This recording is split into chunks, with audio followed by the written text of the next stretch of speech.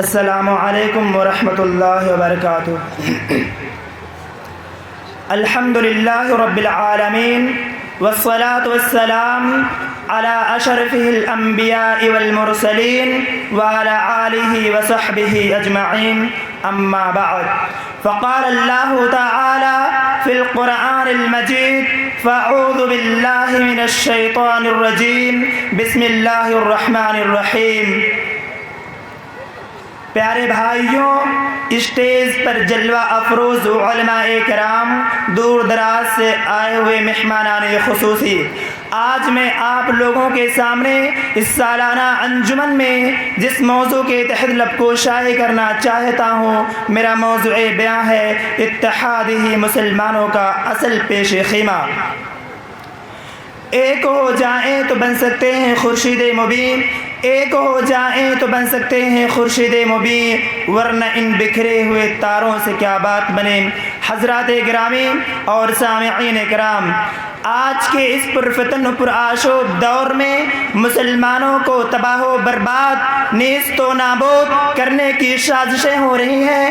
عالمی پیمانہ پر مسلمانوں کے خلاف تحریکیں چلائی جا رہی ہیں۔ ہر ملک، ہر خطہ میں مسلمانوں کے نشیمن کو اجاڑ کر نظر آتش کیا جا رہا ہے، گویا کہ مسلمان ہر طریقے سے ظلم و بربریت کے شکنجے میں جکڑا ہوا ہے۔ لیکن یہاں پر ایک سوال پیدا ہوا کہ آخر مسلمانوں کو اتنے برے ایام دیکھنے کو کیوں ملے؟ اگر ہم عقل سلیم سے غور و فکر کریں تو یہ بات روز روشن کی طرح عیاں و بیان ہو جائے گی کہ ہم نے اپنا عظیم سرمایہ کھو دیا، ہم سے اتحاد و اتفاق کی عظیم پونجی لٹ گئی، حالانکہ ہم کو معلوم ہوا کہ اتحاد و اتفاق ملت کا ایک گرا قدر سرمایہ ہے جس نے عرب و عجم، ایران و چین، گورے اور کالے کی عصبیت کو ختم کر دیا۔ اتحاد الامم ایک عظیم اثاثہ ہے جس کے ہوتے ہوئے معاشرہ تباہ نہیں ہو سکتا۔ مسلمانوں، یہی وہ اتحاد ہے کہ جب ہم نے اس کو گلے سے لگایا تھا، افتراق و انتشار کی چنگاریاں شعلہ نہ بنی تھی، تو ہم پوری دنیا پر قابض تھے۔ ہمارا ہلالی پرچم بام عروج تھا، مشرق تا مغرب اور شمال تا جنوب ہمارے حکمران تھی، صحرا و بیاباں ہمارے زیر مملکت تھے، چرند و پرند ہماری تابع تھے، اور ہماری شان و شوکت قابل افتخار تھی، ہماری عظمت و رفاق قابل مبارکباد تھی۔ کفار و مشرکین ہمارے تذکرے سن کر لرز جاتے تھے۔ کسی شاعر نے کیا خوب کہا ہے، تھی کون سی جگہ پہ سایہ نہ تھا ہمارا، تھی کون سی جگہ پہ سایہ نہ تھا ہمارا، دونوں جہاں میں یارو آباد تھے تو ہم تھے۔ لیکن افسوس افسوس کہ آج ہم نے اپنی اس باتوں کو پشے پس ڈال دیا اور گوشہ نشینی اختیار کرنی، خون کی ندیاں ہمارے سامنے بہائی گئی، مگر ہم نے اپنے آپ کو محفوظ خیال کیا۔ مسلمانوں، ذرا بتاؤ کہ افغانستان میں ظلم و تشدد کے پہاڑ کیوں توڑے گئے؟ میزائلوں اور ملکی ہتھیاروں سے ان کے املاک و جائیداد کو صفحہ ہستی سے کیوں مٹا دیا گیا؟ عراق پر بموں کی بارشیں کیوں ہوئی؟ فلسطین میں شیخ یاسین کو شہید کیوں کیا گیا؟ اے مسلمانوں، سوچو، غور کرو، پھر مجھے بتاؤ، کیا یہ اختلاف انتشار کا نتیجہ نہیں؟ کیا یہ باہمی تنازع کا ثمرہ نہیں؟ کیا یہ اللہ رب العزت کے فرمان کو فراموش کرنے کا نتیجہ نہیں؟ وَلَا تَنَازَعُوا فَتَفْشَلُوا وَتَذْهَبَ رِيحُكُمْ، کہ تم آپس میں مت جھگڑو ورنہ کم ہمت ہو جاؤ گے، تمہاری ہوا اکھڑ جائے گی، مخالفین کے دلوں سے تمہارا رعب و دبدبہ نکل جائے گا اور تم ذاتی طور پر کمزور ہو جاؤ گے، تم بزدل بن جاؤ گے، تمہارا نام و نشان دنیا سے مٹ جائے گا۔ شاعر مشرق علامہ اقبال نے اس کا نقشہ یوں کھینچا ہے: نہ سمجھو گے تو مٹ جاؤ گے اے ہندی مسلمانوں، نہ سمجھو گے تو مٹ جاؤ گے اے ہندی مسلمانوں، تمہاری داستان تک بھی نہ ہوگی داستانوں میں۔ اے مسلمانوں، یاد رکھو، ہم لوگ مسلمان ہیں، قرآن پر ہمارا ایمان ہے، رہبر ہمارا قرآن ہے، دین ہمارا اسلام ہے، خدا ہمارا ایک ہے۔ تو اے مسلمانوں، آؤ اپنے زندگیوں سے نفرتوں اور تنازعات کی دیوار کو منہدم کر ڈالیں۔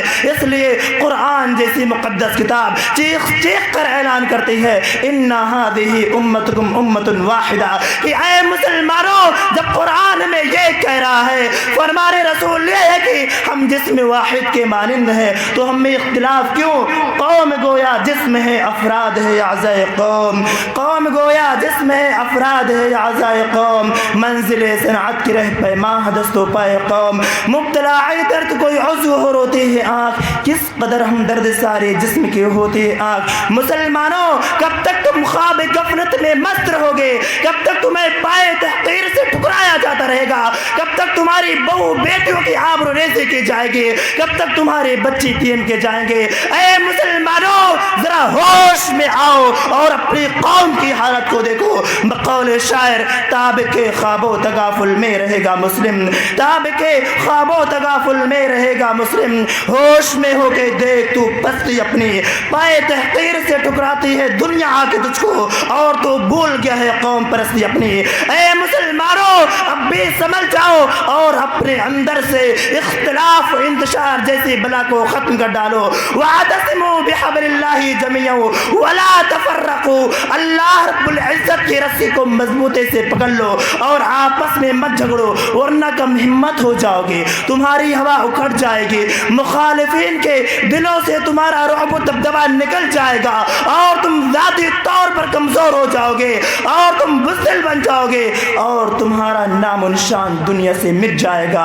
نہ سمجھو گے تو مٹ جاؤ گے اے ہندی مسلمانوں، تمہاری داستان تک بھی نہ ہوگی داستانوں میں۔ اب آخر میں اللہ رب العزت سے دعا گو ہوں کہ بار الہا تو ہمارے اندر سے اختلاف و انتشار جیسی بلا کو ختم کر دے۔ الہ العالمین تو ہم تمام مسلمانوں میں اتحاد اتفاق قائم کر دے۔ الہ العالمین تو دشمنان اسلام کو حق بات سمجھنے اور غور و فکر کرنے کی توفیق دے، آمین ثم آمین۔ وآخر دعوانا ان الحمد للہ رب العالمین۔ ہمیں آتا نہیں زخموں کی نمائش کرنا، ہمیں آتا نہیں زخموں کی نمائش کرنا، خود ہی روتے ہیں تڑپتے ہیں بہل جاتے ہیں۔ والسلام علیکم ورحمۃ اللہ وبرکاتہ۔